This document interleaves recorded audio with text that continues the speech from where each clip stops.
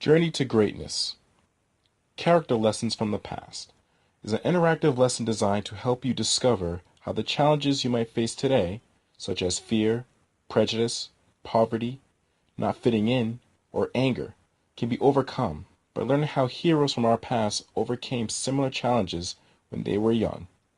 Abraham Lincoln, Frederick Douglass, Harriet Tubman, Martin Luther King Jr., and many other American heroes faced enormous challenges to end slavery and work toward freedom and equality for all.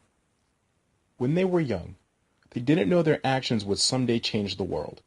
By never giving up and facing each new challenge in their life journey as it came, they became heroes.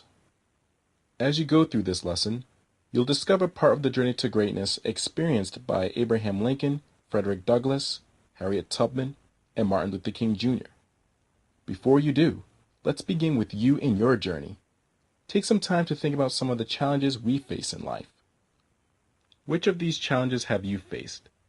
Fear or uncertainty? Racism or prejudice? Poverty or need? Not fitting in or not belonging? Anger? Get ready to experience some of the challenges faced by our American heroes on their own journey to greatness. By helping them deal with some of the difficult issues of their time, you'll be better prepared to confront issues that face us all today.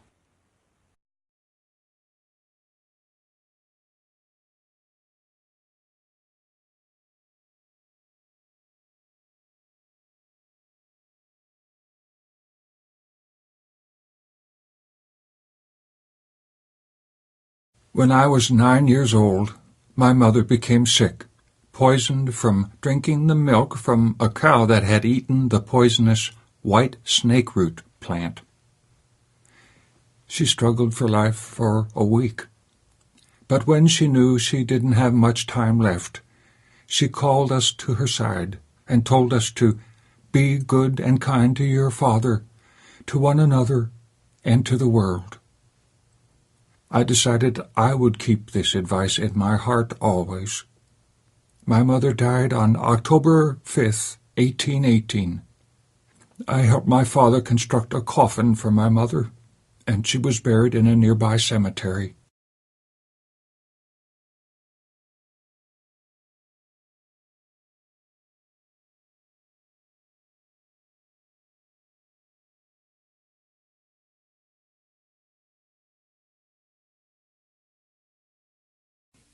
Even though my master punished people frequently and harshly, I was not often whipped by him.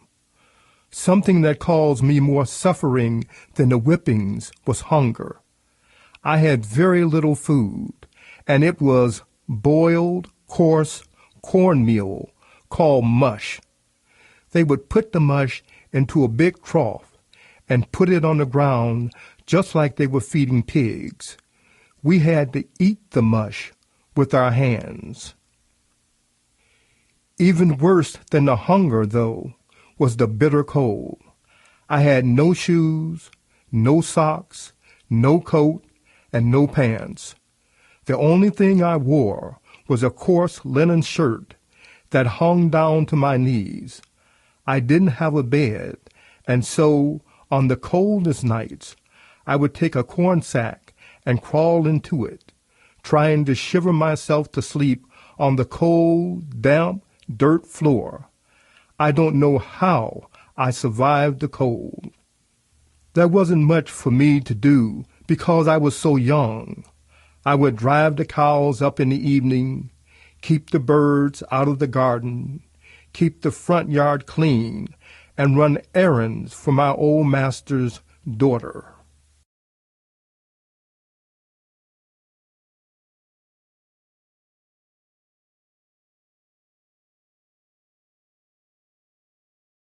Later, in 1835, when I was 12 years old, the masters had pretty much figured out that I wasn't cut out for household chores. Instead, they had me working outside, doing work that was usually done by men, such as working in a flax patch.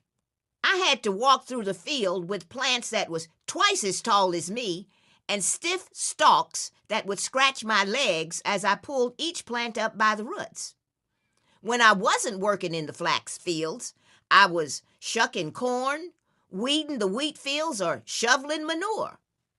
Other times I would lift heavy barrels of flour into carts. I did like this work more than the jobs inside the house.